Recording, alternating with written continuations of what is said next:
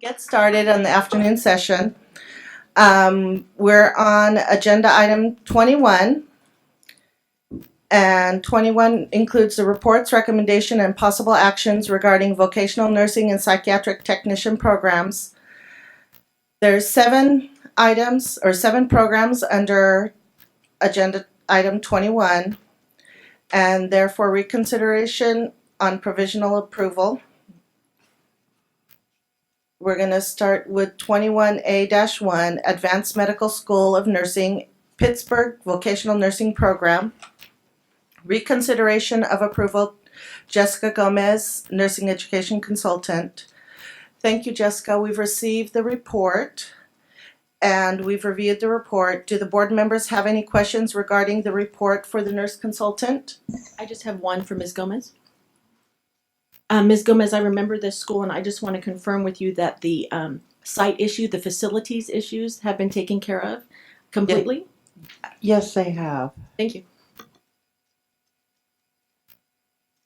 Is there any further question from board members for the NEC?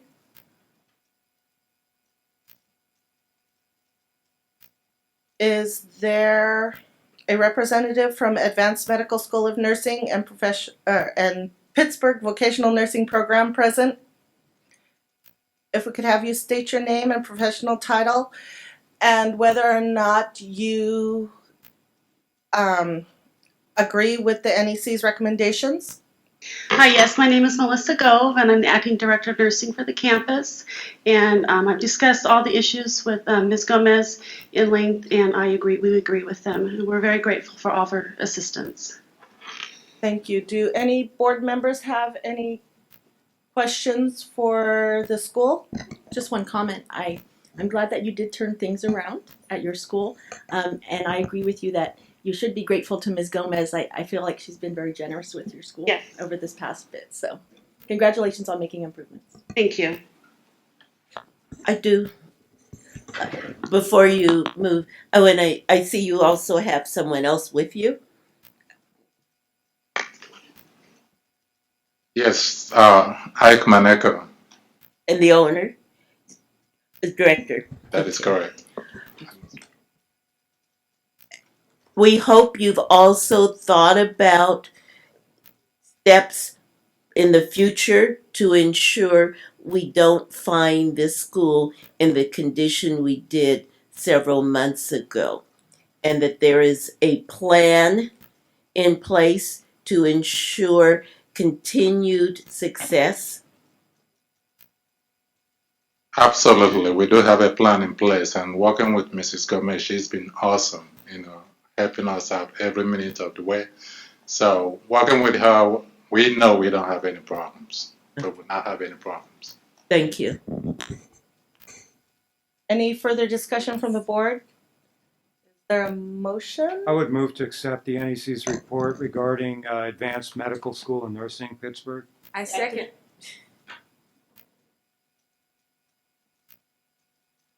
So we have a motion on the floor and a second. Is there any further discussion from board members? Any public comment? Seeing none. The motion was made by John to accept the NEC's recommendation, and it was seconded by Bernice. And we're going to do a roll call vote, starting with Cheryl. Aye. Yes. Samantha? Yes. I'm a yes. Bernice? Yes. Paula? Yes. John? Yes. Paul? Yes. Alita? Yes. Motion carries. Thank you. We accept the NEC's recommendations. Thank you so very much. Thank you. Thank you. And that brings us to 21A2, Angela's Vocational. Sorry. What happens? I keep thinking it's me. I'm like, wait a minute. Angeles College Vocational Nursing Program. This is for reconsideration of provisional approval, Faye Silverman, Nurse Education Consultant. Thank you, Faye. We've received your report and reviewed it. Do board members have any questions for the NEC? One quick one. Faye, if I'm reading your report correctly, it appears to me your recommendation is to actually end the provisional It approval is. and to give full approval to this. It is. They've had 4 consecutive quarters at this point with pass rates within the regulations. Thank you. Any more board members have questions for Faye? Seeing none, is there a representative from Angeles College Vocational Nursing Program present? If we could have you state your name and professional title and whether or not you agree with the NEC's recommendation. Thank you. Hello, I am Dr. Mary McHugh. I am the program director at Angeles College. I'm the director of the VN program at Angeles College. And yes, we do agree with the NEC's recommendations. Samantha? Dr. McHugh, I would just say congratulations to you. Shows that there is the opportunity to improve and to actually come off of provisional approval, and it's quite a exciting step for your program. So congratulations. Thank you. We are not only excited, we are extremely grateful to our 2 wonderful NECs who advised and guided us, and of course to the board for its many considerations of our requests. Do board members have any questions or comments for the school? Seeing none, is there a motion? I would move to accept the NEC's recommendation related to Angeles College of Nursing. I second. There's a motion and a second. Is there any further discussion by board members? Seeing none, is there any public comment? Seeing none, the motion made by John is to accept the NEC's recommendations, and it was seconded by Samantha. And we'll do a roll call vote. Cheryl? Yes. Samantha? Yes. I'm a yes. Bernice? Yes. Paula? Yes. John? Yes. Paul? Yes. Alita? The motion carries. It was unanimous. Thank you. Thank you very much. So that brings us to 21A3, Casa Loma College Van Nuys Vocational Nursing Program. Consideration of request to admit students, Faye Silverman, Nurse Education Consultant. We've received your report and reviewed it. I would like to make a comment. So one of the violations that they had received, violation number 1, was in reference to an evaluation and methodology for curriculum. Since the date that the report was written, the director has submitted staff meetings for the last year. Although the staff meetings do not efficiently reflect student progress, nor do they reflect clinical evaluation or course evaluation, I did want the board to note that they did submit the faculty meetings, and no, it does not change anything. The violation still exists, and it does not change my opinion. No, it is not corrected, but I just wanted the board to know that they did submit staff meeting minutes, but the staff meeting minutes were gone through, and they do not reflect evaluation of the curriculum. Do board members have any comments or questions for the NEC? Seeing none, is there a representative from Casa Loma College Van Nuys Vocational Nursing Program? If you could state your name and your professional title and whether or not you agree with the NEC's recommendation. My name is Greg Malone. I'm the president of the school. I'm representing the director of nursing who was not able to make it up here apparently. I do have her notes. We do not agree with the recommendation. I would like to explain why. Okay. Okay. We began making changes to our program in June of 2016 and have been consistently making changes through September of 2017 under the guidance of the NECs. We only have one cohort running right now that has all the changes recommended and approved by the NECs implemented in it. It started January 2017 and it will graduate January 2018. What we are requesting is a deferral of your vote to allow this cohort with the changes in it to graduate and test They should test by June of 2018.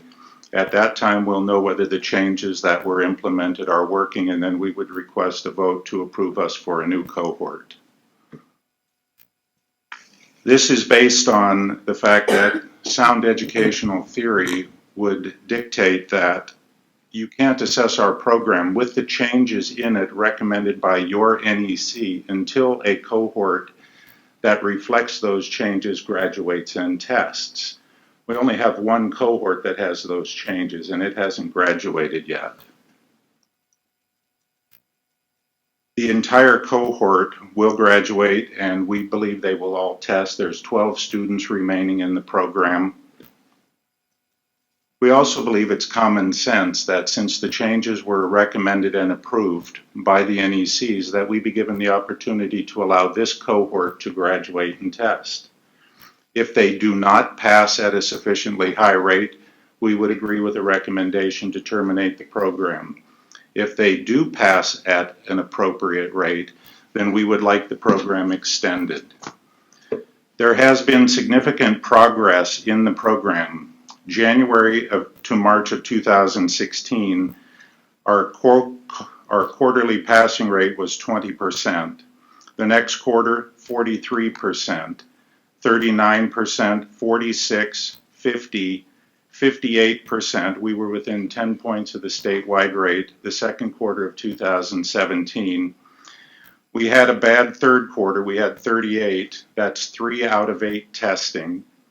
We believe we had 3 outliers in that group.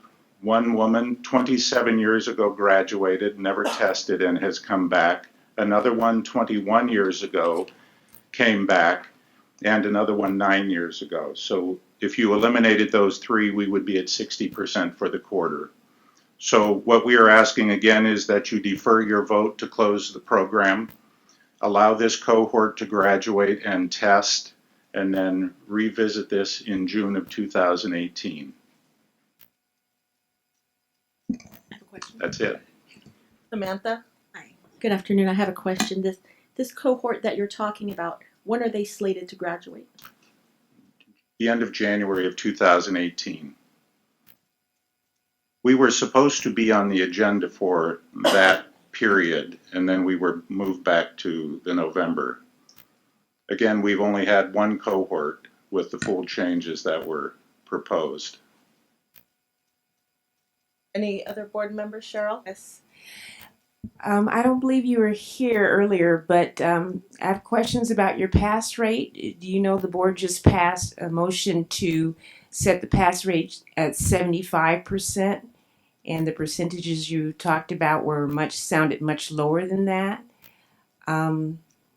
What are you doing to address your pass rate at your school? Well, we only have one cohort operating. It hasn't graduated. We can't address the passing rate until that cohort graduates. Okay, I thought I heard you. Hold on. To look back at our older cohorts that are not passing at the appropriate rate would be somewhat foolish, because none of those reflect the changes that Ms. Silverman has worked with our director to implement in the program. So even though they are passing at lower rates, they don't have these updates, changes, and corrections in them. And as a consequence, they probably are passing at a lower rate. And I did want to point out... Are you projecting that this cohort that you're referring to, are you projecting that they would be able to pass at a higher rate than the rates you had in the past? Easily, yes. And why is that? What is the difference? Because of what you've implemented at the direction of Substantial the NECs? changes have been made to the program, including the implementation of a pre-nursing program, which the students must pass before they're eligible to enter the program. We were approved for a start of 30 with this cohort. We did not admit 30. I believe we admitted 18. We have terminated down to 12. It's a small group. They should do well. I did want to point out that for the 3 prior cohorts, we are at an 80% pass and placement rate. That may not be on the first attempt, but they are passing. and they are all placing. So that's 31 out of, I believe it's 39.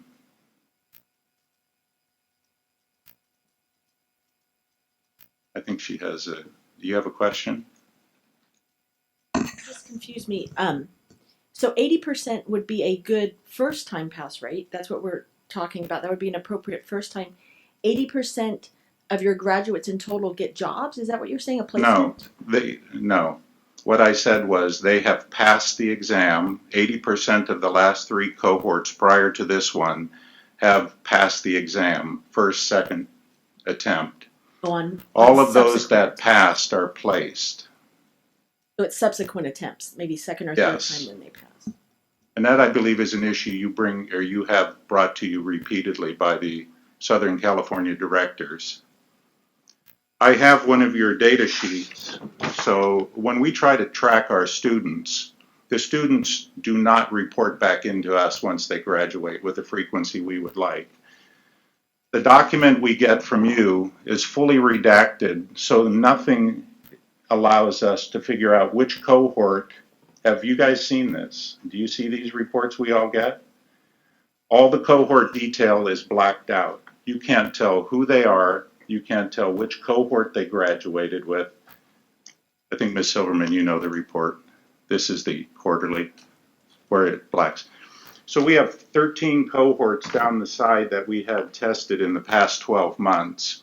We have no idea which cohorts they were, which students they were, because we don't have the ability to track them. We are now down to 12 students. That's why I'm asking you to defer your action today to give this group a chance to pass. If they don't pass at the 75% or higher rate, then we would agree with the recommendation to terminate the program. Thank you for the clarification. I just want to make sure I'm understanding. The group to which we're referring will finish January of 2018. Yes. Is there a date specific? I don't have this specific date. January Let me 30th. explain what I'm asking. Because the recommendation would be effective January 31 of 2018. I believe Ms. Silverman. Yes, sir. Pardon? Go right ahead, please. I believe Ms. Silverman set that date to accommodate their graduation date. And so I just want to emphasize that is to accommodate the graduation rate. And I can't help but wonder as I read through some of the other violations and concerns that were raised, if it weren't for the hard work of the NECs and their interaction, would they have ever been dealt with? Like with the curriculum, would there have been a review and update of program? Were you not, as a school, as a program, concerned about your own pass rates? I think the answer to that is yes, it would have been done. It may not have been done with the speed with which it was done under the guidance of the NEC. We are, of course, worried about the program.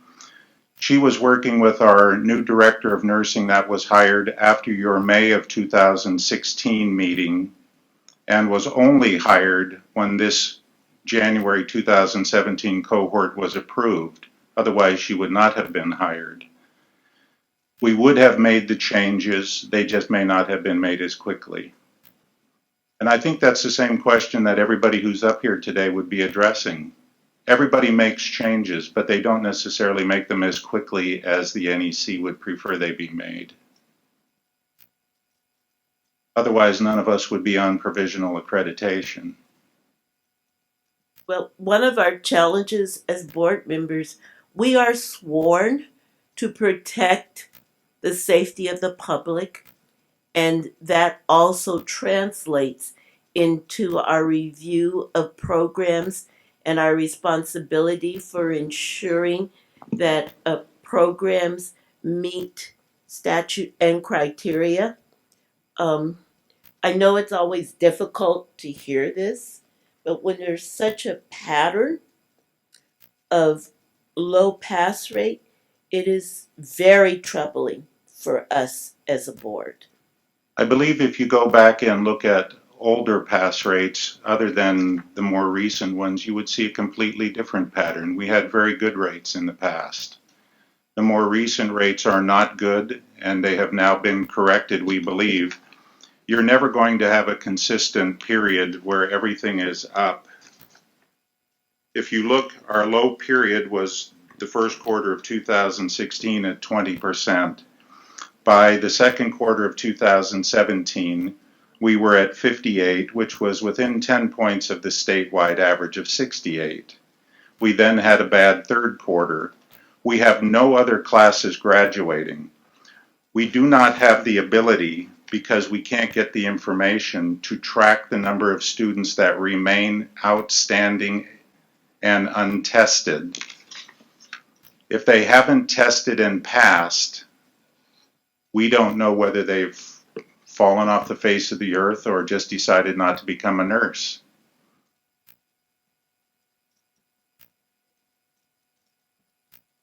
I have a question of the NEC. Okay, John.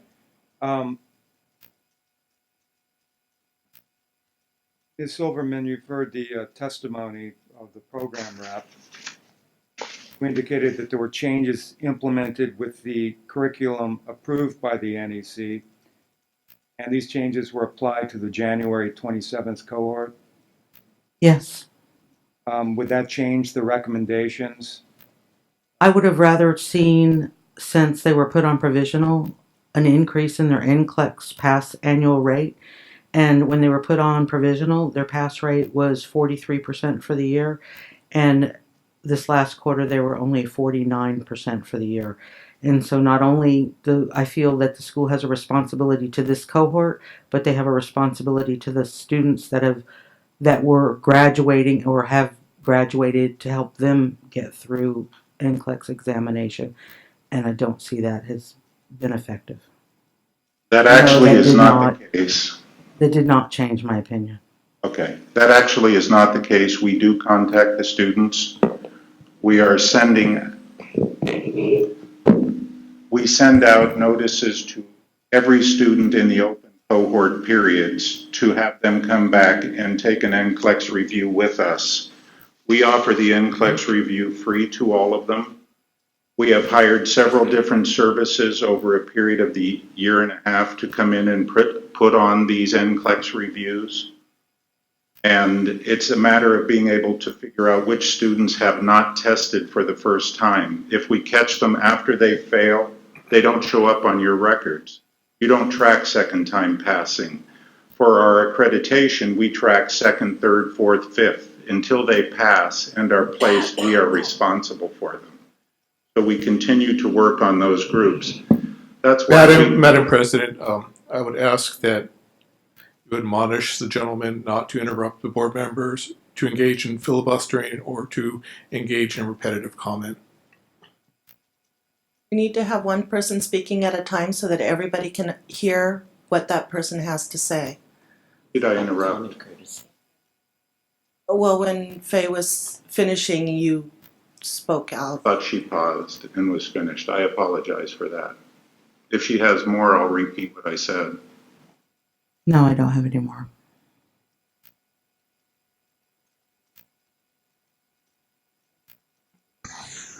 Board members, I need to remind you also, as stated in the report, the poor pass rates go beyond 2016. The data in the report says the first quarter of 2015.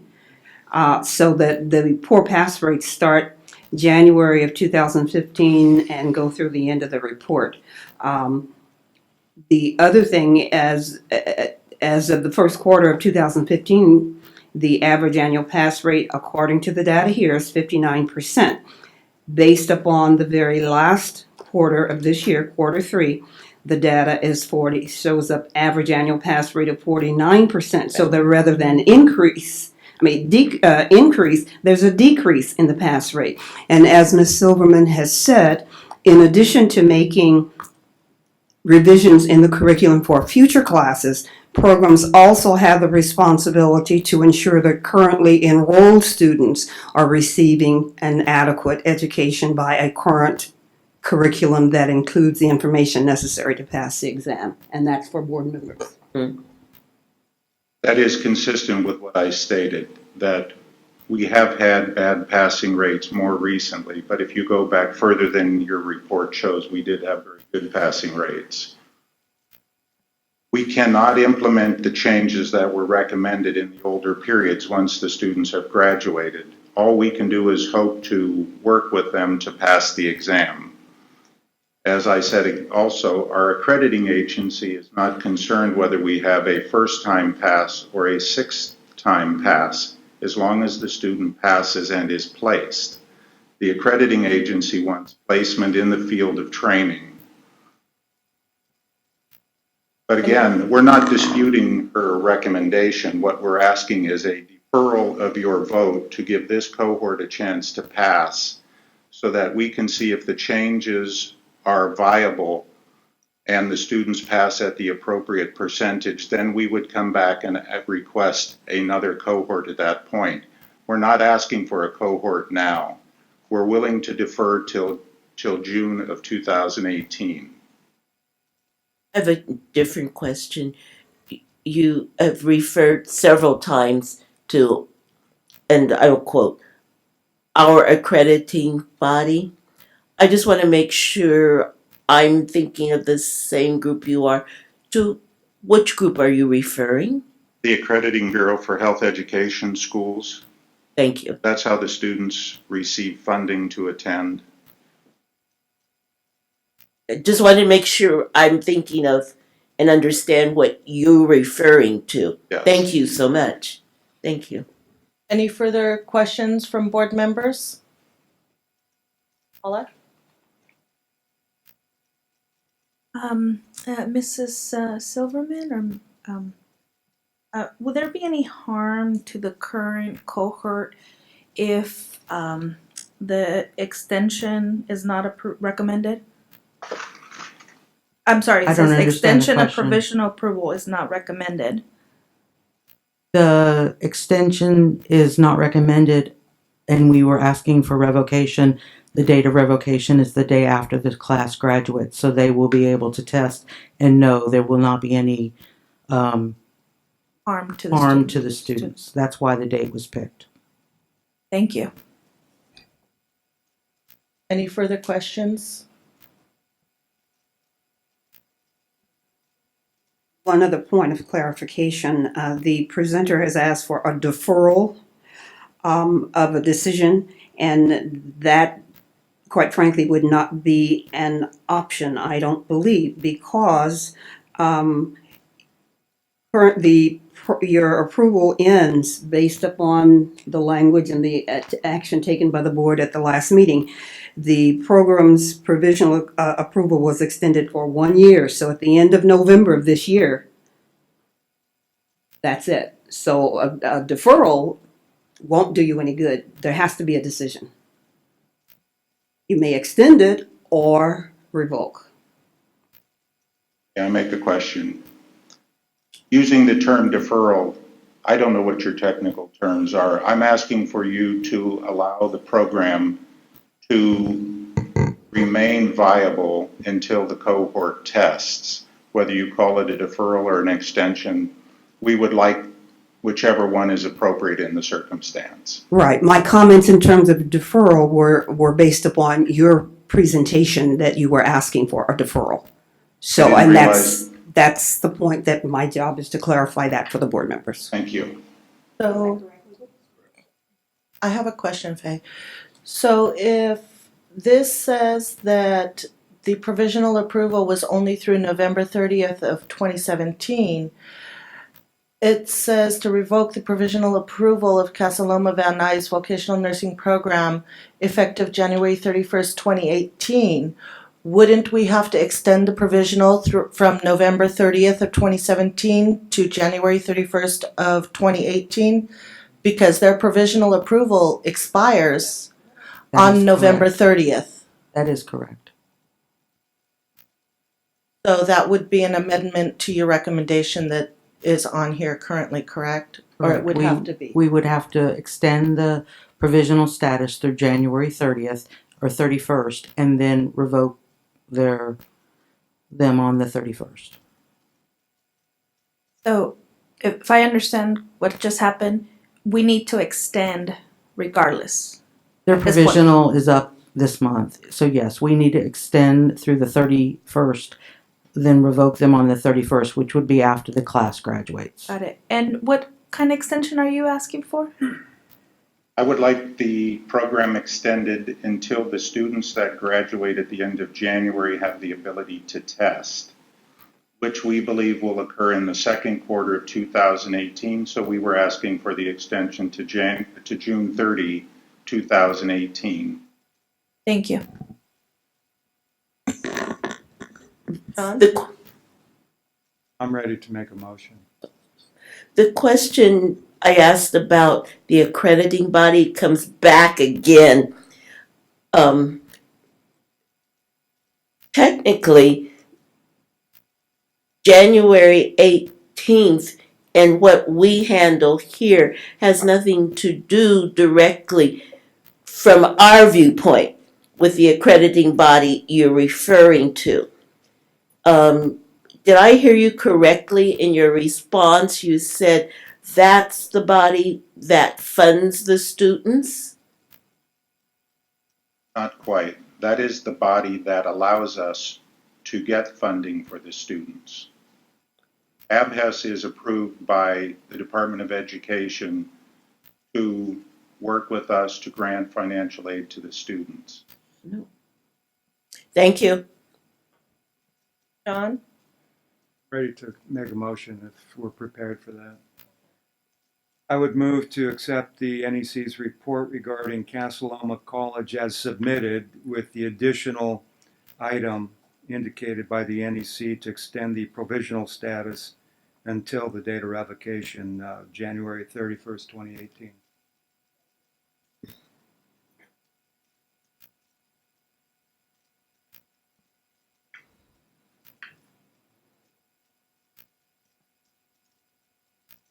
So there's a motion and a second. Is there any comment from board members? Further comment from board members? Any public comment on that? Seeing none, hearing none. So it's been moved by John to accept the NEC report with the addition to extend the provisional approval until January 31st, 2018, and it's been seconded by Bernice. We will do a roll call vote. Cheryl? Yes. Samantha? Yes. Myself is yes. Bernice? Yes. Paula? Yes. John? Yes. Paul? No. Alita? So the motion carries with one no. And thank you. So we're moving on to 21A for Healthcare Career College Vocational Nursing Program. Reconsideration of provisional approval. Jessica Gomez, any nursing education consultant. Thank you. We've received your report and reviewed it. Do any of the board members have any questions for Jessica about the report?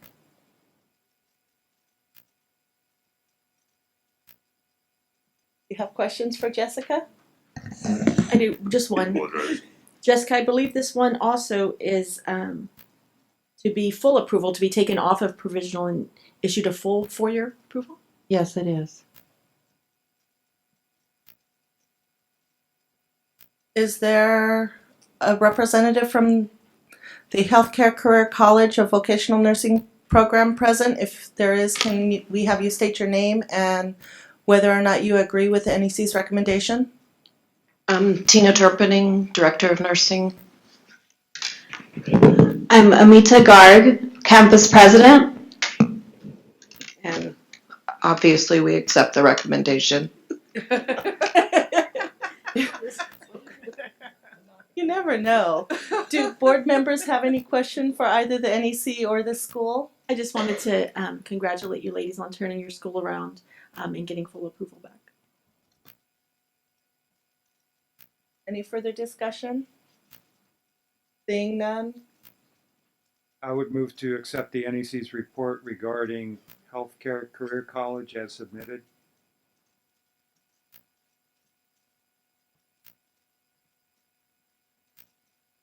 So there's been a motion and a second. Do board members have further discussion? Seeing none, any public comment? Seeing none, so the motion was made by John to accept the NEC's report as written, and it was seconded by Samantha. And we'll do a roll call vote, starting with Cheryl. Yes. Samantha? Yes. I'm a yes. Bernice? Yes. Paula? Yes. John? Yes. Paul? Yes. Alita? Yes. The motion carries. It was unanimous. Thank you. Now we're at 21A5, Shasta Community College Vocational Nursing Program. Reconsideration of provisional approval, Margarita Valdez, Nursing Education Consultant. Thank you, Margarita. We've received your report and reviewed it. Do board members have any questions for the NEC regarding the report? Seeing none. Is there a representative from Shasta Community College Vocational Nursing Program present? If we could have you state your name and professional title and let us know whether or not you agree with NEC's recommendation. Good afternoon. I'm Nancy Skaggs, the director of Shasta College Vocational Nursing Program. And my name is Kathy Royce. I'm the Dean for Health Sciences. And I can't even talk, I'm sorry. We agree with the recommendation on behalf of Ms. Valdez. Thank you. Do board members have any questions for either the nurse education consultant or the school? Or comments? I have one question. I'm not sure if it's for Ms. Valdez or for Ms. Skagg. It just seems odd that you haven't had any candidates test for 3 quarters. Why would that be? I didn't know if you wanted me to address that or. Anyone who has an answer? Okay. We actually have, our program runs for 18 months, so we only have one cohort, which is actually why we were very excited with the 2-year recommendation, because that actually gives us the opportunity to have this cohort that finishes next month test in the spring, and then the following test. You don't run consecutive cohorts. You just We do not. Gotcha. Thanks. Okay. They have been very motivated to work. They have put, why does this not? They have put actions in place, curriculum revisions, policy revisions, action plans to assist their graduates. And we discussed the extension to give them and us the opportunity to evaluate the effects of all their actions. I move to accept the NEC recommendation. I'll second. So it's been moved and seconded. Any further discussion by board members? Seeing none, is there any public comment on it? Seeing none, so it's been moved by Samantha and seconded by John to accept the NEC's recommendations. And we'll start with Cheryl. Yes. Samantha? Yes. I'm a yes. Bernice? Yes. Paula? Yes. John? Yes. Paul? Yes. Alita? Yes. So the motion carries. It was unanimous. Thank you. Thank you very much. I appreciate it.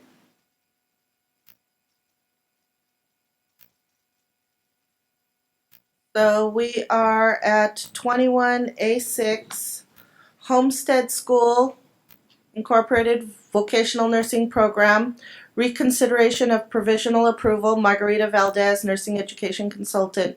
Thank you, Margarita. We've received your report and reviewed. Do any of the board members have any questions for Margarita? Seeing none, is there a representative from Homestead School Incorporated present. If we could have you state your name and title and whether or not you agree with the NEC's recommendation. Good afternoon. My name is Adele Blanco. I'm the Director of Nursing for Homestead Schools Incorporated. Definitely agree with Margarita's recommendation. Thank you. Do any board members have any questions or comments for the school? Good afternoon. I see that your last Afternoon. I see that your last quarter you had 8 out of 8 pass. Yes. So hopefully that's a sign of good things to come. Oh. Yes.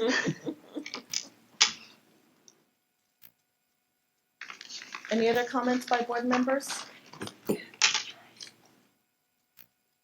Seeing none, is there a motion? Well, Paula, sorry. Would you like to tell us a little bit about the class that had 8 and passed 8? What we did was we followed them very carefully after they graduated.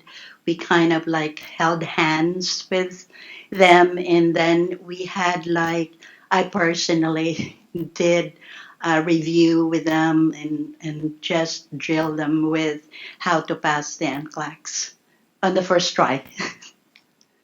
Got it. And that was after graduation? Yes, after Okay. graduation. So you Yeah. cultivated the relationship with the student after graduation. No, we started spotting in who are the students are really very motivated and has a high possibility of passing, and that's when we have a tendency to focus on the problematic students, but this time we focus on the students that really needed to be focused on, and that's My point is you continued a relationship Yes. even after graduation. yes, and they are very, they work very closely with me. Thank you. Thank you. Well, thank you, and your hard work is showing. And thank you for telling us how the success was achieved. Thank you. I would like to, before you vote, I would just like to thank Margarita Valdez who works hard and guide me and support me as a director. That's very important. Also with Cheryl Anderson, the interim director, of course, you, the boards. And I don't forget my Homestead administration, faculty, and staff for the strong motivation and commitment to the program and student success. Do board members have any further comment or a motion? I move to accept the NEC recommendation. I'll second. There's a motion and a second. Is there any further discussion? Seeing none, public comment? Seeing none. So the motion was made by Samantha and seconded by John to accept the NEC's recommendation. We'll do a vote. Alita? Paul? Yes. John? Yes. Paula? Yes. Bernice? Yes. I'm a yes. Samantha? Yes. And Cheryl? Yes. Motion carries. It's unanimous. Thank you. Thank you.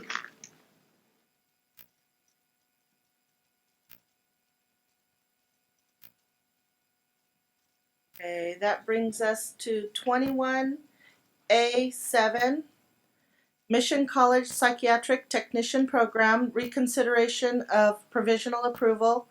Margarita Valdez, Nursing Education Consultant. Thank you. We've received your report and have reviewed it. Do any board members have any questions for Margarita? Just one.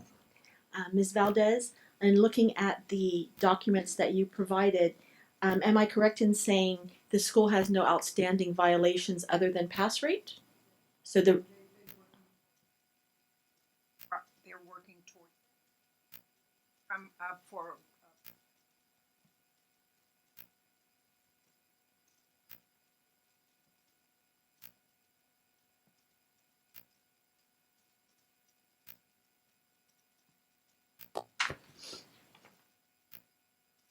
Do any other board members have any questions? Seeing none, is there a representative from Mission College Psychiatric Technician Program present? And please state your name and professional title for us, and if you agree or disagree with the NEC's recommendation. I'm Marsha Oliver. I'm the interim director for the Psych Tech program at Mission College. And I'm Dr. Carol Friedman, and I'm the Dean of Nursing and Health Occupation Programs. And yes, we agree with her. Thank you. Do board members have any questions for either the school or the NEC? I have a question. I noticed last quarter you didn't have any candidates testing. Is that because of your cohort situation? Yes, we're like Shasta. We finish a whole cohort and then take in the new one. So will you have any testing next quarter? Yes, we should. Hopefully, the ones that will be graduating in December, we should have a whole. Our group should test in. And how many are graduating? 13. And I'd just like to ask one question to you. The pass rates, I think they're trending up, but 75, 67, and then 100. What is the main thing that you have implemented to help increase the board scores? We've increased the NCLEX style testing and stuff throughout the classroom, and in that, plus working with them individually, anybody who scores less than 75% on any test or exam. So you caught me a little off guard when you said NCLEX. Well, I'm sorry, state board type review questions. California yes. licensure. I teach in the VN program too, so okay. Yeah, sorry. Make that clear. No, so state board. You're not testing them on NCLEX. No. State those style questions. We have increased that type of use in the classroom. Like the California Psychiatric licensure exam. Okay, correct. Thank you. In fact, they took their pre-test today, 180 questions. But, Don't know how they did yet. Right. So. And same time frame, same everything. Yep. Okay. Everything just like they do. So, and then I also have several other online ones for them to continue to practice. Actually, 240 questions. Good. Thank you. Do any other board members have any questions? Seeing none, is there motion? Move to accept the NEC recommendation. Second. So there's a motion and a second. Any further discussion by board members? Seeing none, any public comment? Seeing none, there's a motion and a second. Motion made by Samantha, seconded by Cheryl to accept the NEC's recommendation. We'll do a roll call vote. Alita? Yes. Paul? Yes. John? Yes. Paula? Yes. Bernice? Yes. I'm a yes. Samantha? Yes. Cheryl? Yes. It's unanimous. Motion carries. Thank you. Thank you.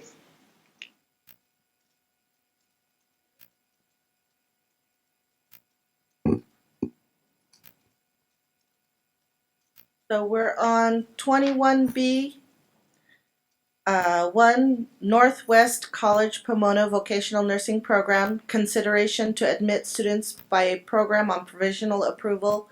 Faye Silverman, NEC. We've received your, thank you Faye, we've received your report and reviewed it. Do any board members have any questions for Faye? Seeing none, is there a representative from the school, Northwest College Pomona Vocational Nursing Program present? Good afternoon. I'm Adnan Al-Muazzin. I'm the program director, and I accept the NAC recommendations. Okay, do any board members have any questions or comments for the school? I have one quick question. Good afternoon. I noticed since October 2015, when you had a 30% pass rate, that you've trended up, but you're now, last quarter was currently 86. That's quite an achievement. Yes. What is your plan to continue that trending forward, that movement to increase the pass rates? Yeah, we've implemented several correction plans or steps. We've reviewed the IP, the curriculum, and we changed the academic instructors, the theory instructors, trained them for the new IP. The strict implementation of the online tools through the HESI courses that's integrated in the curriculum, the NCLEX review at the end of the program, the online training for the NCLEX, all that really helped to tracking the graduates during the waiting time. All that steps have really helped to have a steady improvement in the NCLEX pass rates. For the last, at least for the last 4 quarters. Good, thank you. Do any further questions from board members? Seeing none and hearing none? I move that we accept the NEC's report.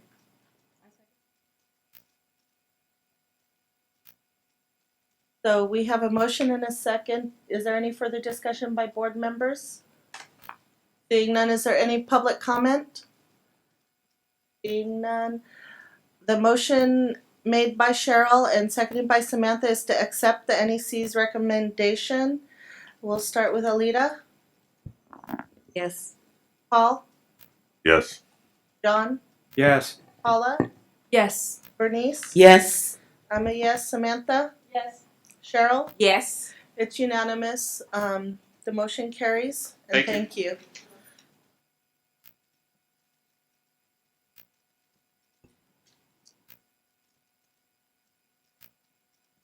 So that brings us to 21B2, Santa Barbara Business College Rancho Mirage Vocational Nursing Program. Consideration of request to admit students by a program on provisional approval. Beth DeYoung, Nursing Education Consultant. Thank you, Beth, for the report. We've received it and reviewed it. Do any board members have any questions for?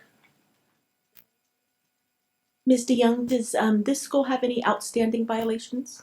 No, just the pass rates are the reason why they were placed on provisional approval. Thank you. Further questions? Seeing none. Is there a representative from the school?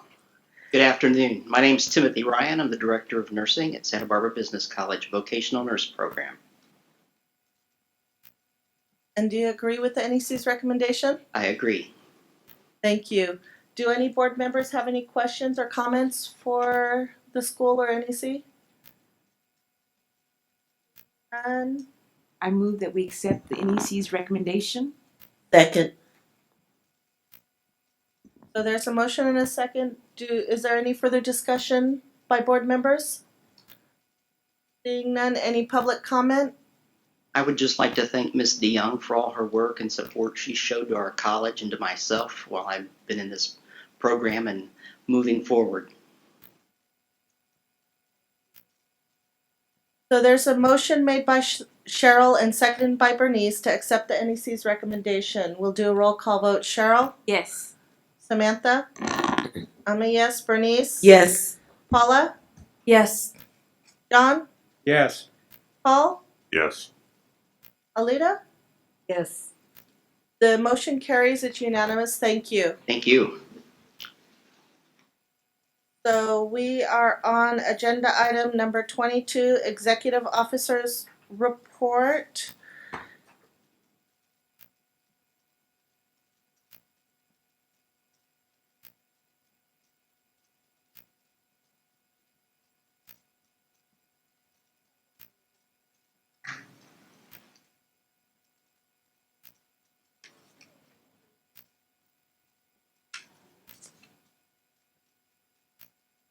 Oh.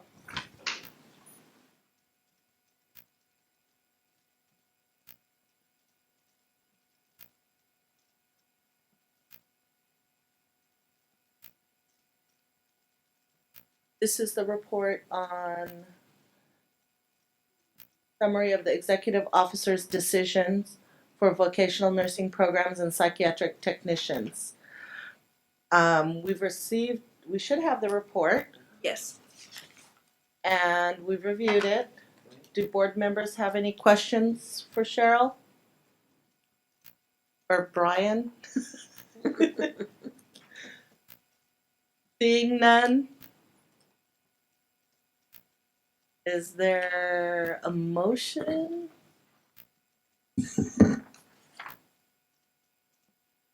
I move to accept the executive officer's report on decisions for VN and PT programs.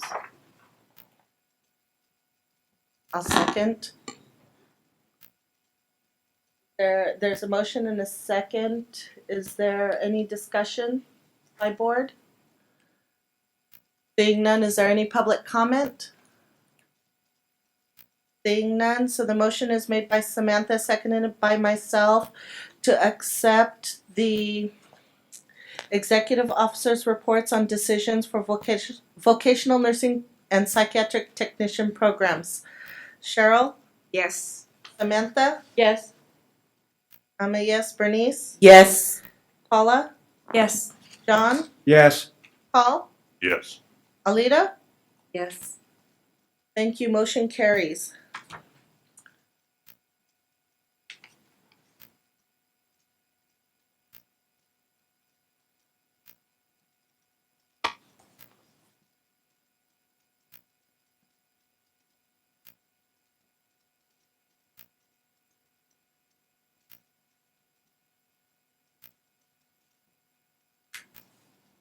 Agenda item number 23, the executive officer's report. Do we want to do 16? It was moved to before 23. It will be combined. It's Got it. combined with 23. Thank you.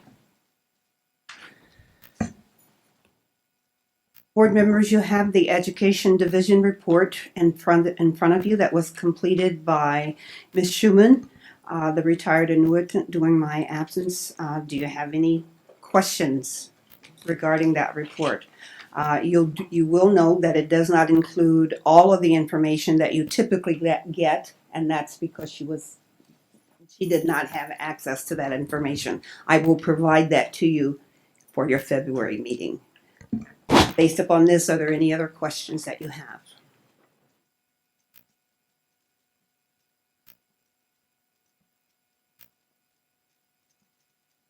Enforcement.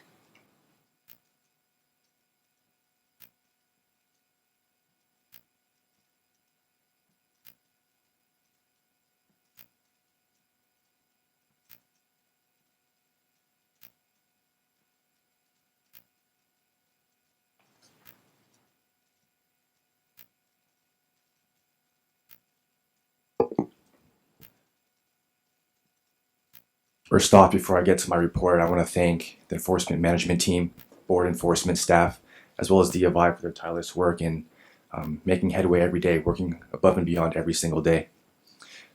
Every week I send to the enforcement committee weekly metrics of our statistics, and it's shown a market increase. And it's been a trend going forward, and one I imagine to be going so every week after. So there has been a lot of progress within enforcement. In terms of vacancies, currently there are 37 total positions within enforcement. We have 3 vacancies, or an 8% vacancy rate, which is 16% lower than the 24% noted at August board meeting. Our current vacancies include 1 supervising special investigator 1, 1 special investigator, and 1 SSA in probations. There were 3 vacancies in complaints, but offers have been made early this week. The 1 supervising special investigator interviews have concluded yesterday, and I hope to make a decision by early first week of December. At August board meeting, there were concerns about previously blanket closures at the intake and non-sworn level. Specifically, at the intake level, there were 110 cases closed prematurely. Non-sworn staff also prematurely closed 49 cases with a notice of warning. Board staff has looked at all these cases on an individual basis. The majority of them were closed appropriately, while the others were reopened for further review and investigation. To ensure this doesn't happen again, internal controls have been installed. Upper management, partnering with DFI, has installed internal controls to ensure integrity. We've all intake cases that are opened at the technician level, where it goes to a lead analyst or a lead intake analyst for secondary review. Cases that are marked for closure are reviewed by the complaint unit manager as well as DFI. Upper management and DFI are reviewing all non-sworn staff reports prior to signing off. Non-sworn staff do not make recommendations on their cases. It is given to a separate unit where an independent decision is made. Non-sworn staff, their main purpose is as fact finders. It is given to the complaints unit where they will make a recommendation and an appropriate determination, whether to close the notice of warning, close with no merit, citation, or transfer or transmit to the AG. On October 4th, the Enforcement Committee met to discuss the Enforcement Monitor's recommendations as outlined in his Phase 2 report. There were over 20 plus recommendations in which the board staff went over progress. Many of the items are currently in progress, and the Enforcement Committee has developed timelines to implement. These responses with formal timeframes will be reflected in the board's response to the enforcement monitor's final report. I ask that you now look at the second page that has all the board statistics. The Enforcement Division is still in the midst of great change, and this can be seen in the fluctuation in different areas of the enforcement stats. The number of cases assigned for investigation has increased by 13% over the previous quarter. This reflects cases that were originally closed at intake and then reopened after a review of D of I. However, it also reflects new intake procedures that have lowered the number of cases being closed at intake. Pending cases have increased by approximately 31% from 515 last quarter to 856. This was due to the reopening of all CLPX cases, and focus has been shifted to this load, as well as the highest aging cases.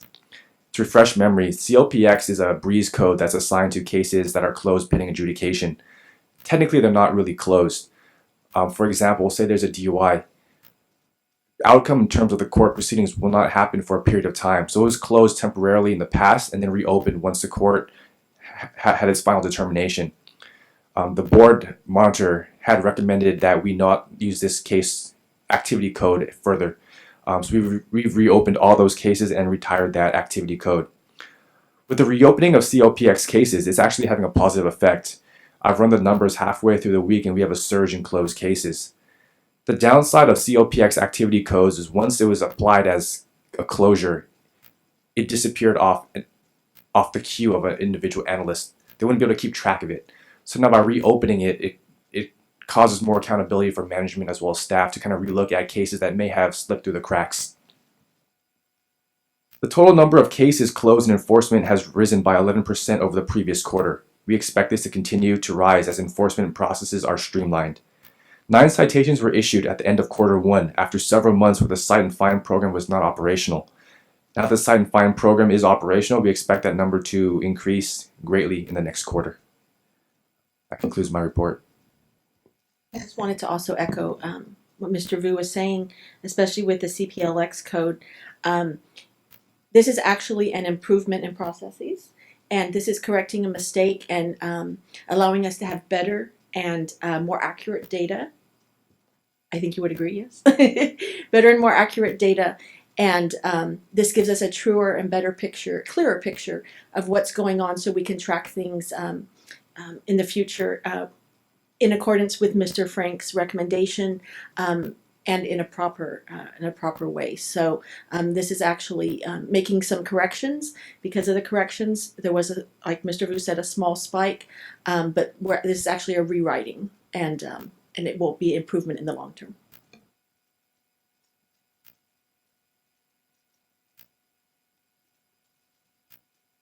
Hi, thank you so much for the report. I really appreciated the numbers, and maybe everybody knows all the acronyms. Is there a place where I can get like the acronyms for what each of these mean on the table? I can definitely send that to you. But for the next report, I can definitely have a key at the bottom too to kind of. Thank you so much. I really appreciate that. And I echo what Samantha said, which is thank you so much for this report. It looks like there's a lot of detail that's going into these reports, and we appreciate it. I would also be remiss if I didn't say thank you to the enforcement team, including everyone up here and the staff back at board. They have been working very diligently, and thank you. Mr. Vu hit the ground running. How long have you been with us now, Mr. Vu? A little bit over 3 months. 3 months? And I think my perception is it's a good working team, and everyone's on board, so I thank everyone. Board comments? Thank you. I do agree with Samantha. It's a tremendous team. And Stephanie, we're glad that she's here to help us. Well, we want to claim her. She's our team, you know.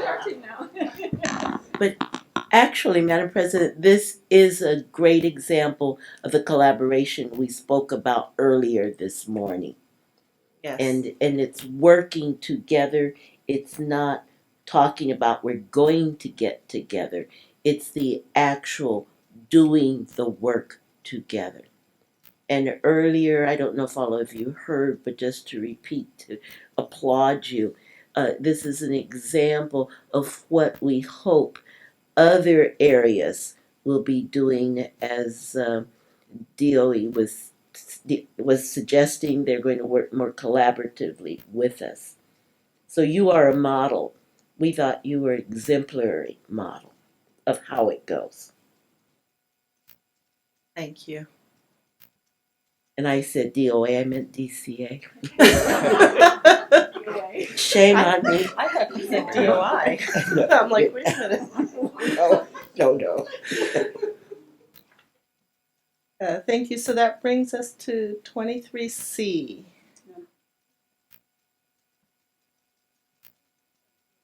I mean, I could have, but.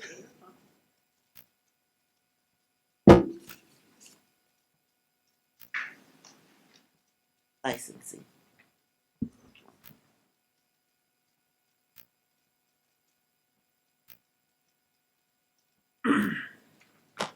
Hey, this is the Administration and Licensing Division report.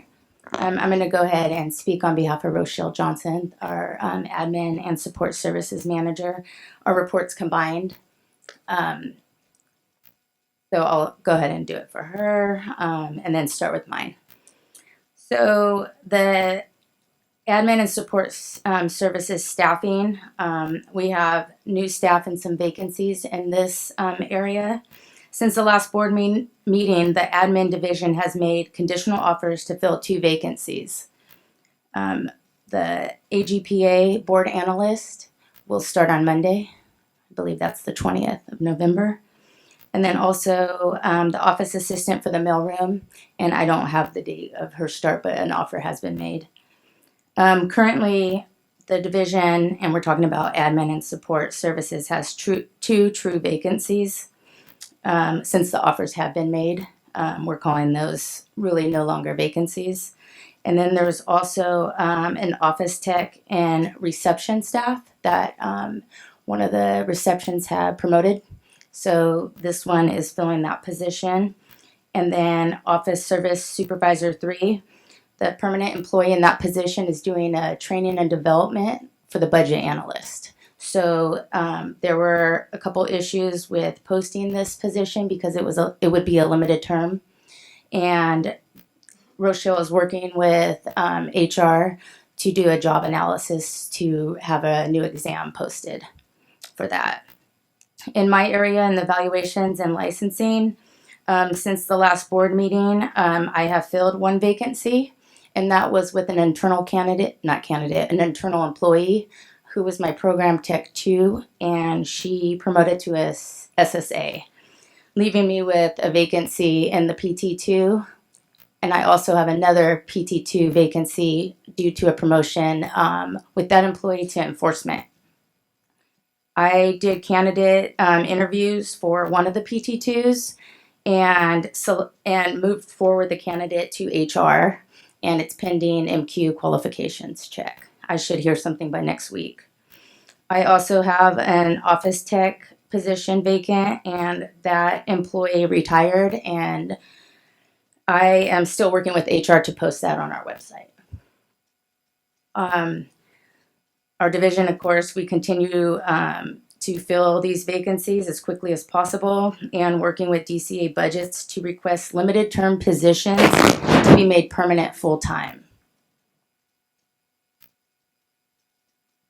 Breeze updates. We had talked at the last board meeting regarding requests that we submitted to OIS DCA, and just a screenshot of there's 3 of them. One was adding CE batch jobs for additional functionality due to the CE audits, and this will be did not make the November release.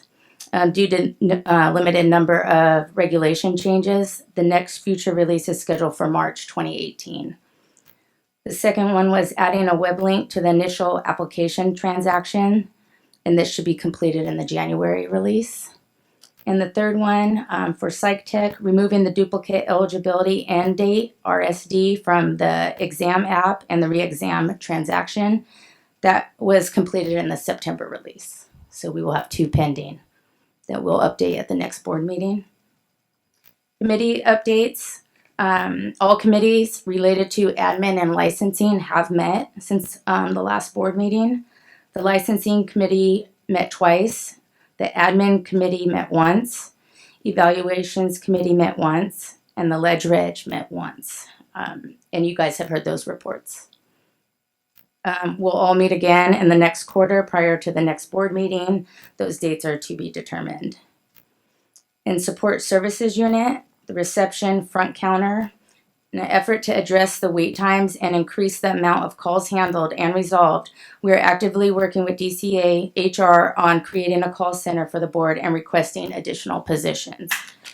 In addition, management continues to provide tools, information, and training to the front counter reception staff. Specifically, we've addressed the output, input, and how it relates to productivity, keeping teamwork as our focal point and customer service as our number one goal.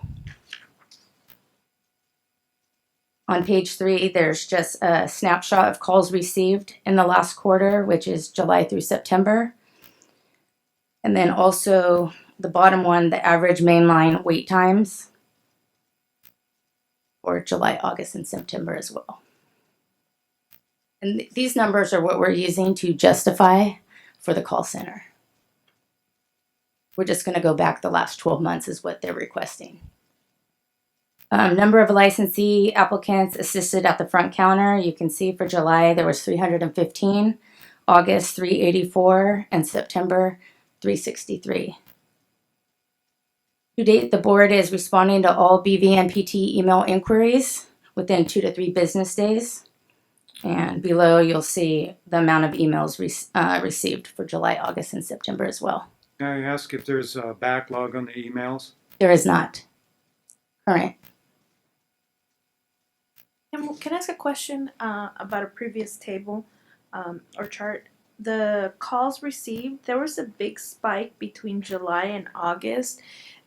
Is that it went from 11,485 to 19,494? That's almost, I mean, it's not quite twice as big, but it's really large.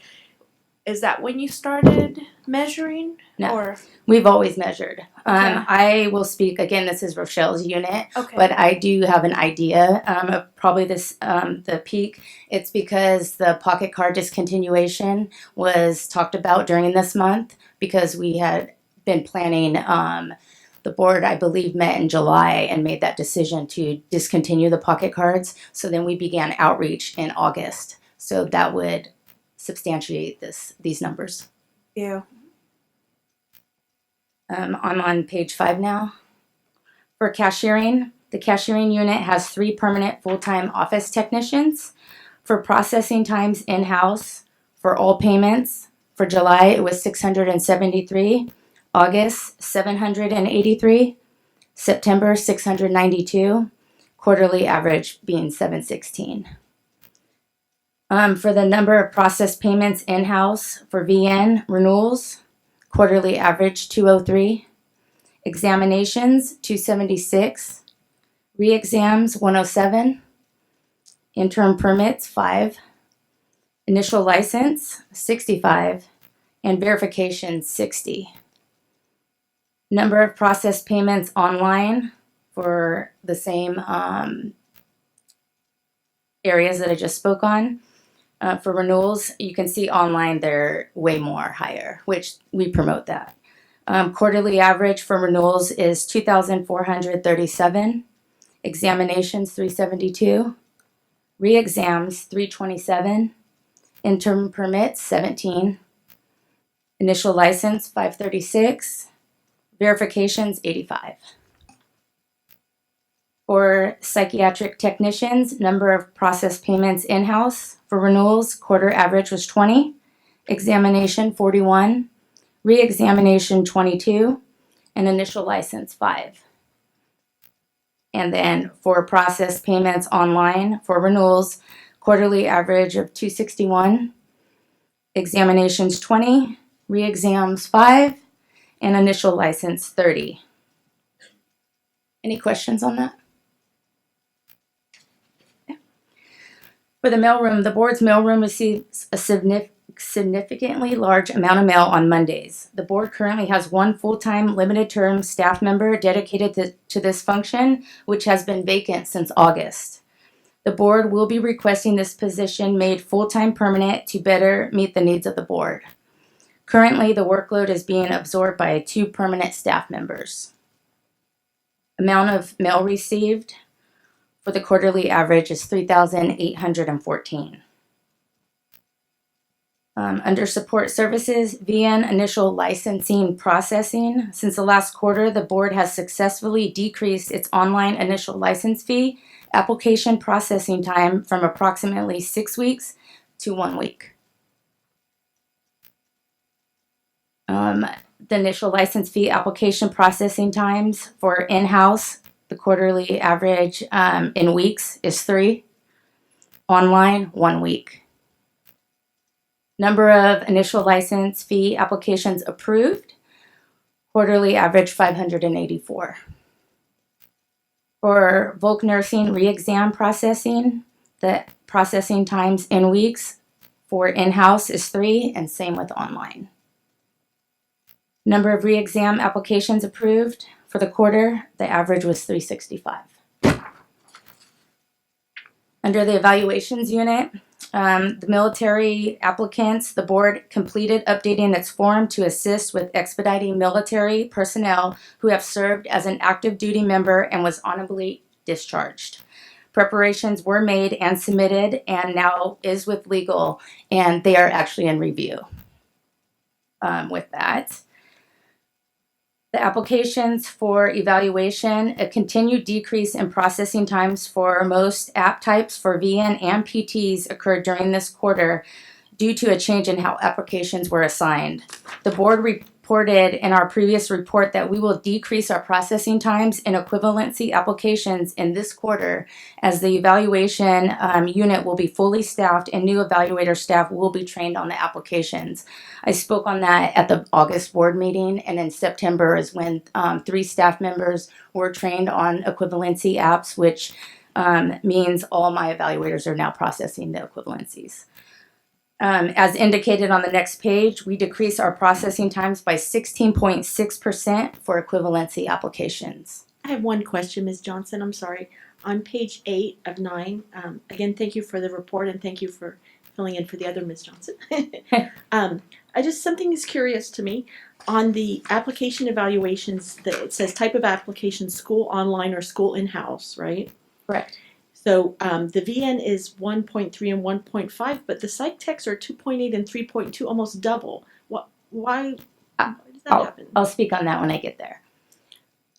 So for schools online, the quarterly average for VN was 1.3 weeks, and at the last board meeting, I reported 2 weeks. Schools in-house are 1.5 weeks quarterly average. Equivalency, 19 weeks, and at the last board meeting, we were at 23 weeks. So that's where that 16.6 decrease. Verifications online, 6.9 weeks. Verifications in-house, a little over 5 weeks. Endorsements online, 1 week, and endorsements in-house, 1 week. To answer Ms. James Perez's question on the psych techs, why it's higher, is we had our evaluator during this time retire, and so she was the only one processing the PT apps, and so I had to get everybody trained during this quarter. All my evaluators are processing PT apps now. Prior to the last board meeting, we reported there was only one evaluator, and she retired from vacation, came in and retired right then. So I had no time to, prepare for that. And recall, this is a part of the joining the VN and PT budgets. I see. That's part of the process. You had one PT staff only did PT, VN staff only did VN. So there was one PT one staff person who handled all the applications Because for they were PT. separate budgets. basically. That's Yes. exactly Pools right. of- okay. So now that that has changed, what we now have, all staff are evaluating VN and PT applications, so that we would expect that that data would go down. And welcome to the Michelle Johnson who's joined us. And so what you're saying now basically is everyone's cross-trained. Yes. Cross-trained, so there'll be a more.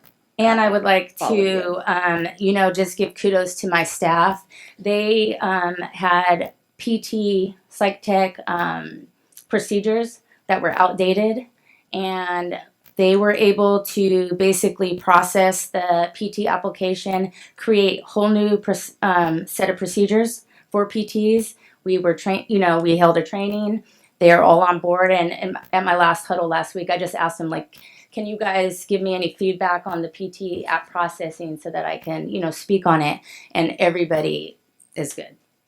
Everybody's processing them. So we should see an increase. However, I am still short-staffed. So I do want to keep that in mind. At the next board meeting, I will still be reporting September, October, November.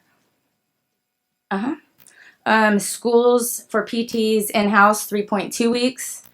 Equivalency, 7 weeks. Re-exam, 3 weeks. And initial license, 3 weeks. The results desk, processing times for July, August, September, they range about a little under 3 weeks, average. And then for psych techs, for July, it was 1.5 week.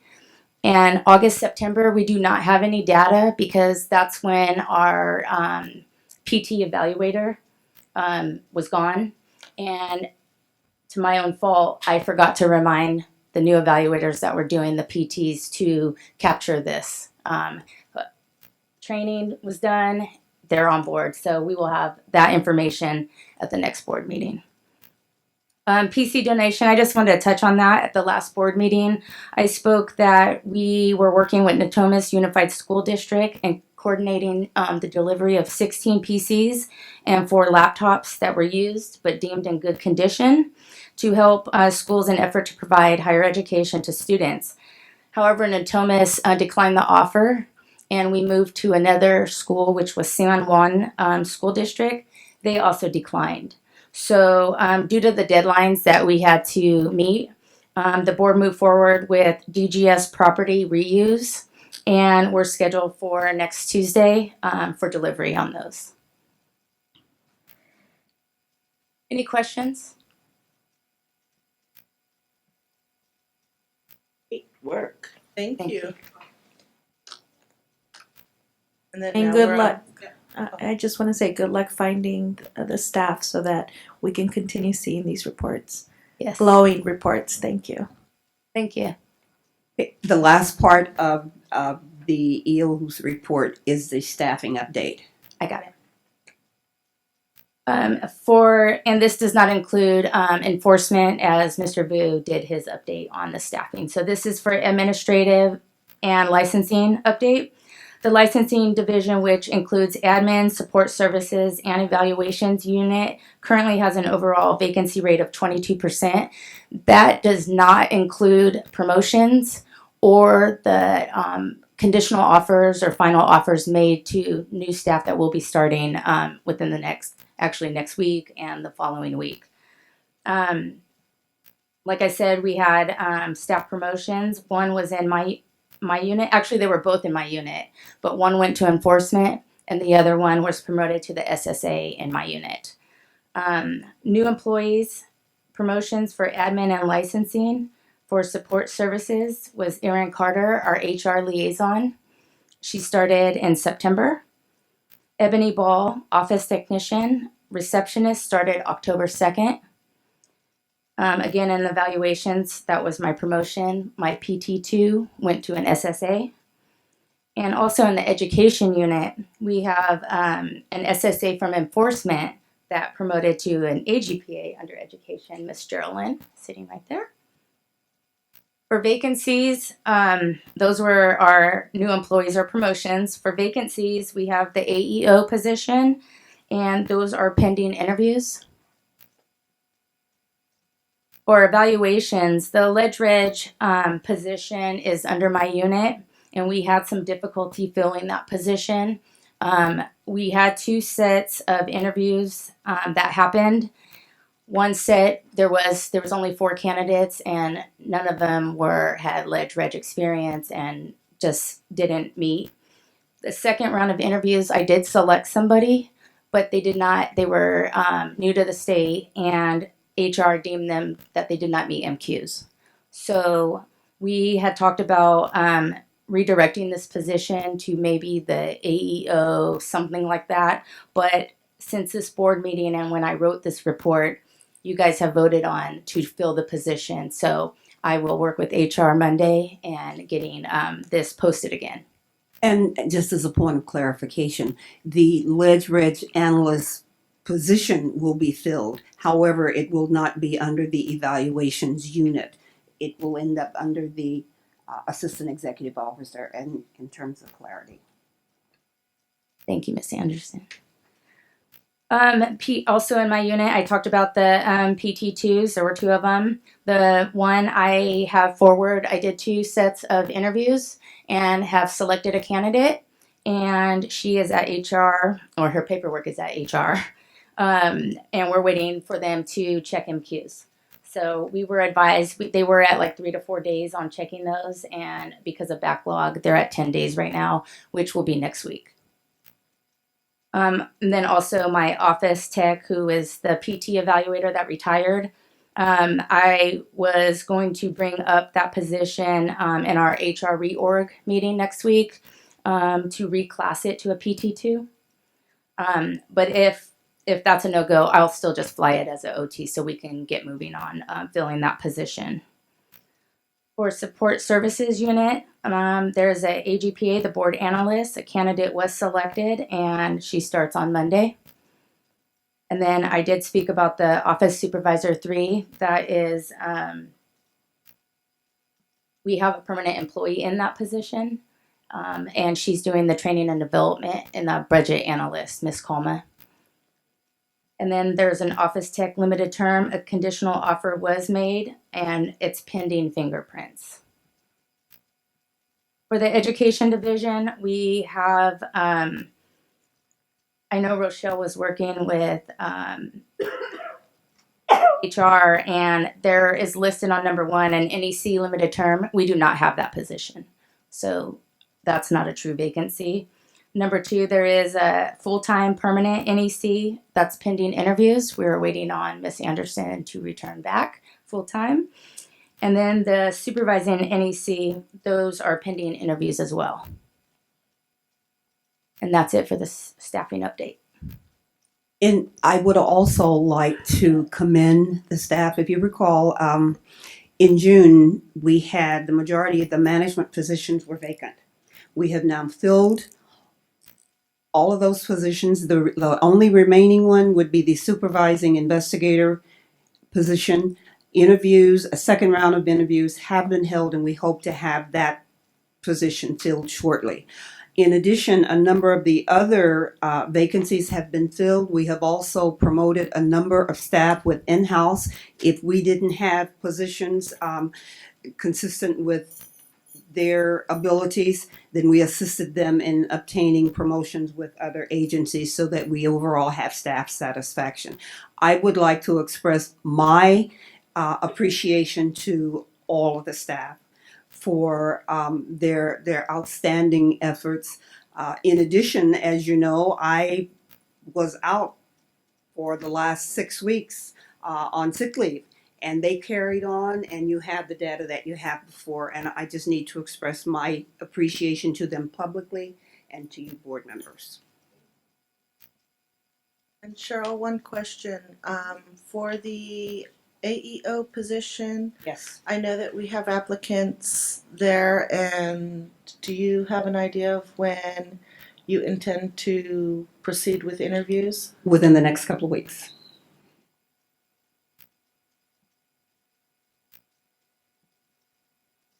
Thank you. Thank you. Thank you so much. And Brian, are you going to come back up and finish the agenda item that was 16.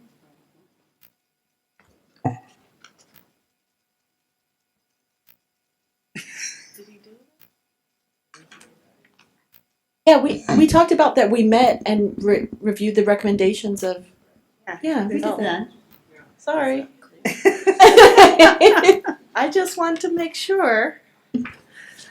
Thank you. We will move on to agenda item 24 to review and adopt the August 25th board meeting minutes. It is identified as 26, right? 26A. Oh, sorry. It's identified as 26A, yes. My numbering is off as usual. So to review and adopt the board meeting minutes from August 24th and 25th. Is there any questions from board members? Yes, I have a correction. Okay, Cheryl. Page 11, under agenda item 20, referring to Legislation and Regulations Committee. Second bullet point. I want to clarify the language here. It states, committee presented to the board a measure to remove certain authority from the board to act on legislation and regulations between scheduled meetings. And I think that we need to change. I don't think that was what was stated. Yeah, I think that's what it was. It was Well, someone used the word delegated, which we can use. I want, committee presented to the board a measure to delegate authority to the legislation and regulation committee between schedule. Oh, wait a minute. Someone used the word delegate. Let me start all over with my words. Okay, committee presented to the board a measure for the legislation and regulations committee to act between scheduled meetings based on known board positions.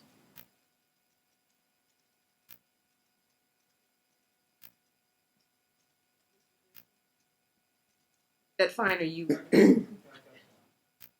Based on knowledge of boards. Known position. It's based on the board's, based on the known position of the board.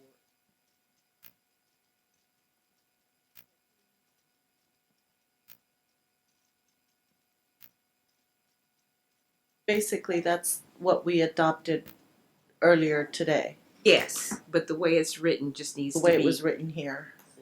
fine-tuned because it's not what we discussed.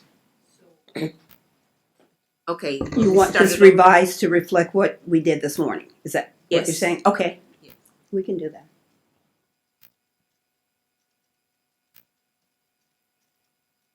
Any other discussion by board members? If there are no further corrections or omissions, I would move the minutes of the August 24th and 25th meetings. Second. Any further discussion? Seeing none, any public comment? None. So we have a motion made by John and seconded by Bernice to accept board meeting minutes from August 24th and 25th, 2017.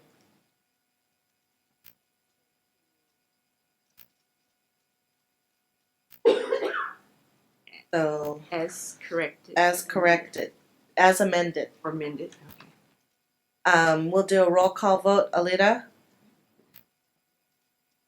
Paul? Yes. John? Yes.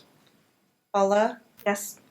Bernice? Yes. Myself is yes. Samantha? Yes. Cheryl? Yes. Okay. Motion carries. It was unanimous. So we're on agenda item 25. which is a report and recommendation and possible actions regarding future meeting dates. I know that that was not put in the packets, sorry. But it is in the August 24th and 25th meeting minutes. It is on page 31, agenda item 26, future meeting dates.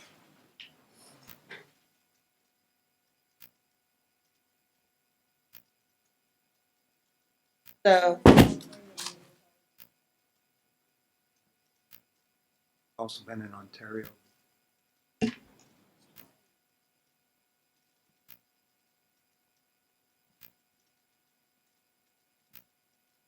oh, the 18th December.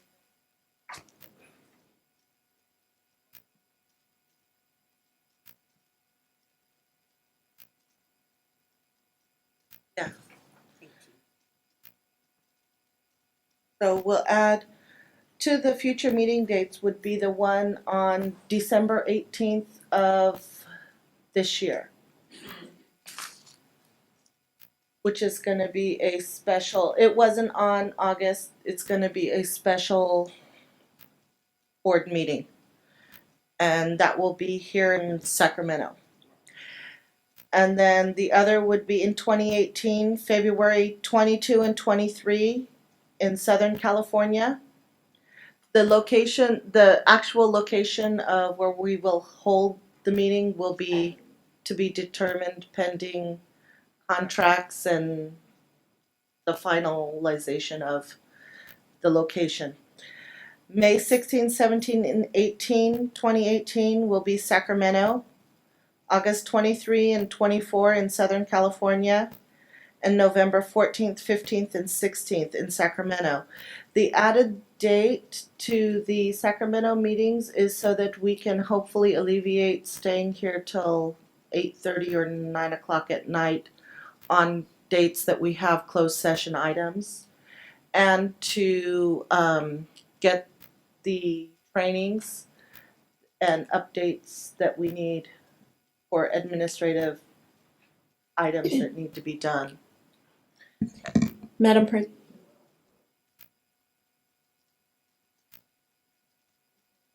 And to add those things, the additional reports that the board requested.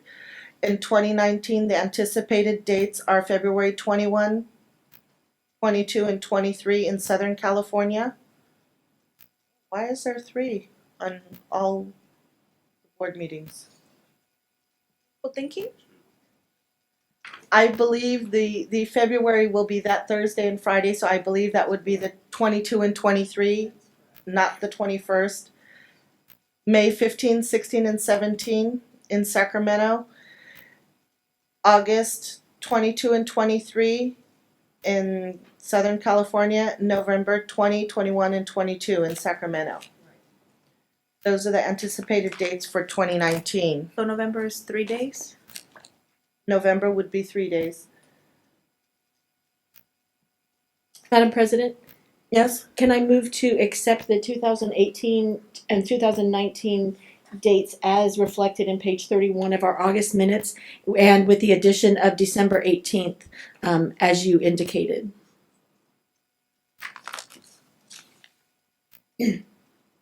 Mine with the amended. With the date that you mentioned of December 18th, 2017. Yeah, but also the amended for the February minus the 21st. Correct, thank you. With the amended date of February 22 and 23 only of 2019. Second? I'll second.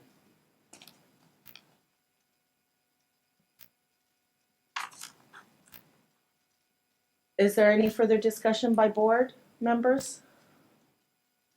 Seeing none, is there any public comment? Seeing none, the motion is made by Samantha and seconded by John to accept the future meeting dates on 2018 and 2019 with the amended February 2019 to be only the 22nd and 23rd, and added December 18th in 2017. And we'll start with a roll call vote. Cheryl?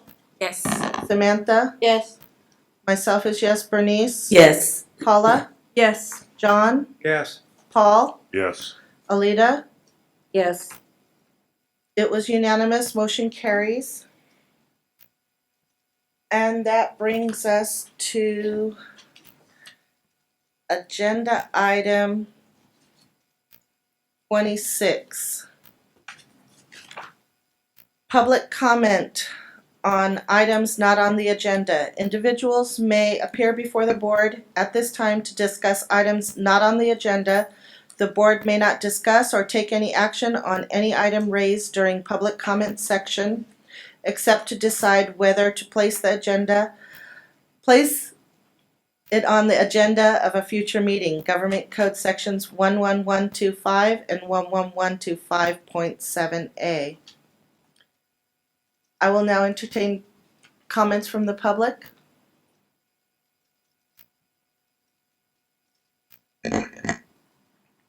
Please approach.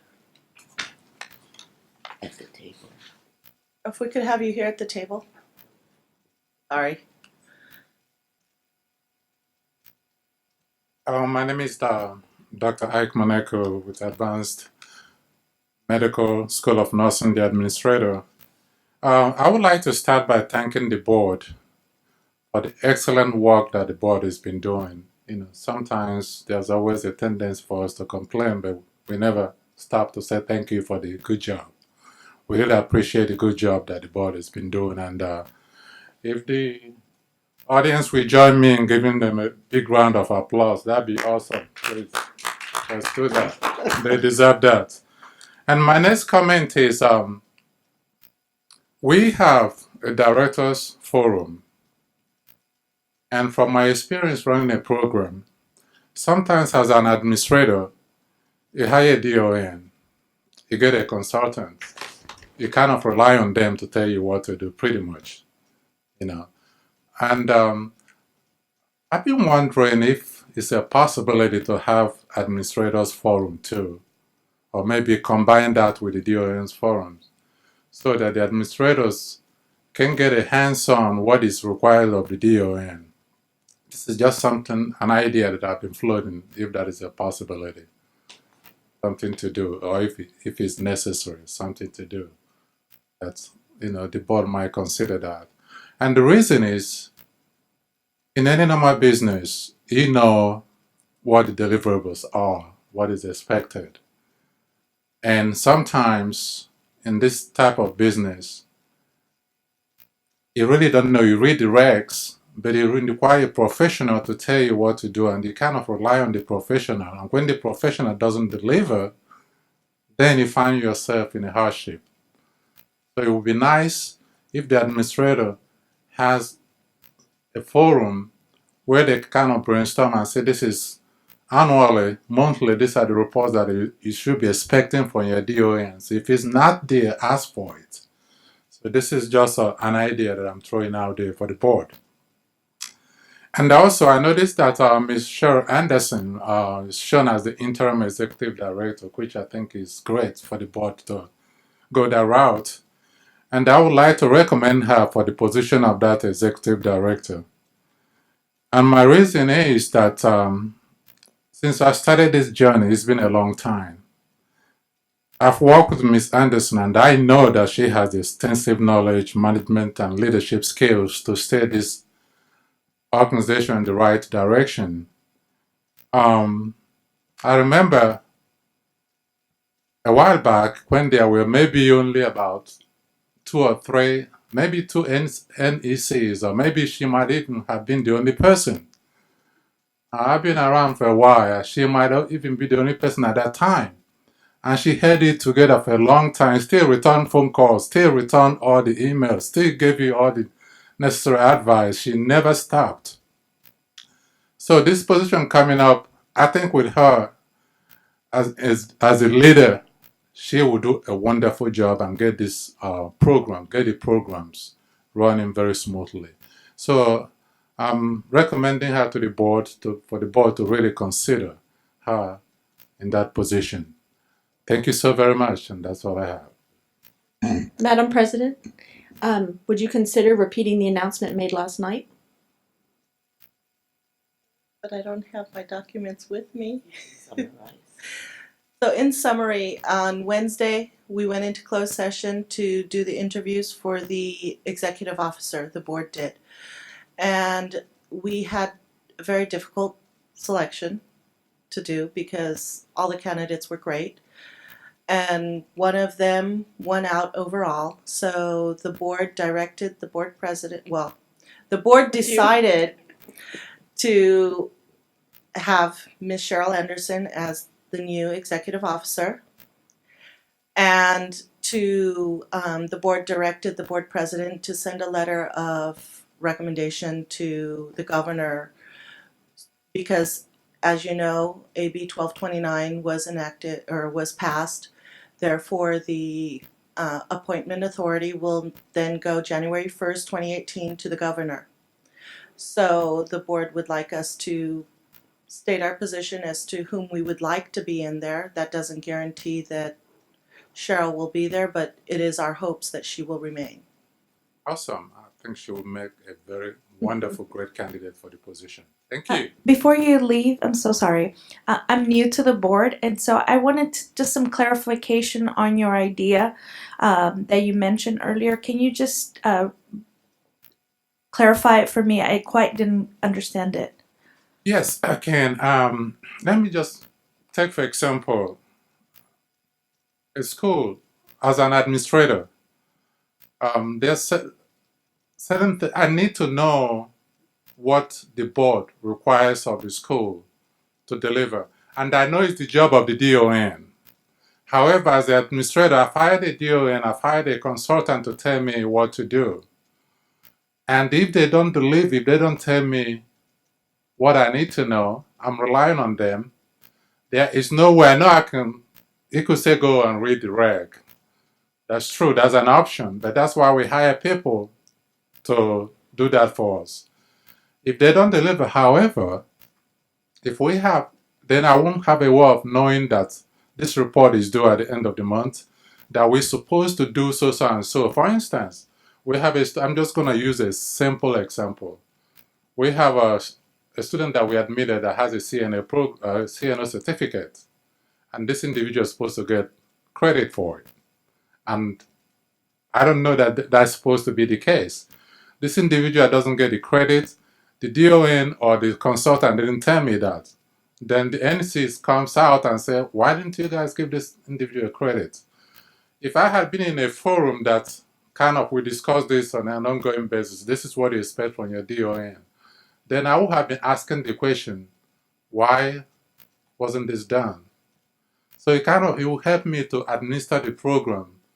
If I can network, I know I do call my colleagues, other schools, but if we can get together occasionally as administrators like the DONs do, the DONs forums I always go is very, very beneficial. The DONs are kind of given an idea of what to do and how to run the schools, how to run the program very successfully. But the administrators most times really don't have that kind of information. So that's what I'm hoping, that if it is at all possible to either do similar things for the administrator. I hope I'm answering your question. Yes, thank you. Thank you. Any other public comment? Seeing none, thank you. We'll move to agenda item 27, suggestions for future agenda items. Individuals may request future agenda items. At this time, the board may not discuss or take action on any matter except to decide whether to place the matter on the agenda for a future meeting, Government Code Sections 11125 and 11125.7a.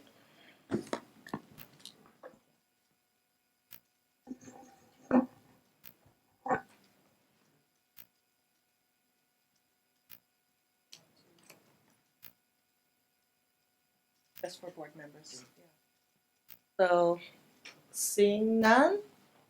Cheryl? Well, we just have to follow up on whatever it was we were working on.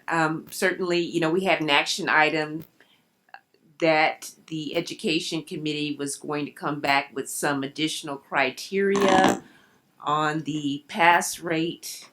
So that's one For its implementation. for its implementation. It So is that was- so noted, and the education committee will be very busy so that we will have a quality report as requested by the board.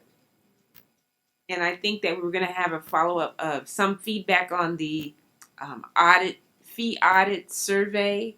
These are all action items, so I don't know if I need to repeat action items or not as a No, I believe that they will items. be Okay. new items or future items that you'd like to see. Madam President, during one of the data collection meetings, I was asked, why can't we have education committee meetings in Southern California? And I don't have an answer. I do know we have them here because we need staff present. But I'm just bringing that up, and I promised I would. So it's in the record. And would that require a full board discussion about having that, or? This agenda item is limited to determining future agenda items. The location of the Education Committee meeting is not controlled by the board itself. So I think it would be up to the Education Committee to determine its meeting locations based on available budget and other considerations. Thank you. It is now in the record as a request of someone who was present at one of the data gathering sessions in Southern California. Thank you. Thank you. And that brings us to agenda item 28. So we shall adjourn this meeting at 3:31. It's all, Need a also motion? move. Second, if you need it. And we need a third. No? So Samantha made the motion, Cheryl seconded it, we're adjourned. Sure.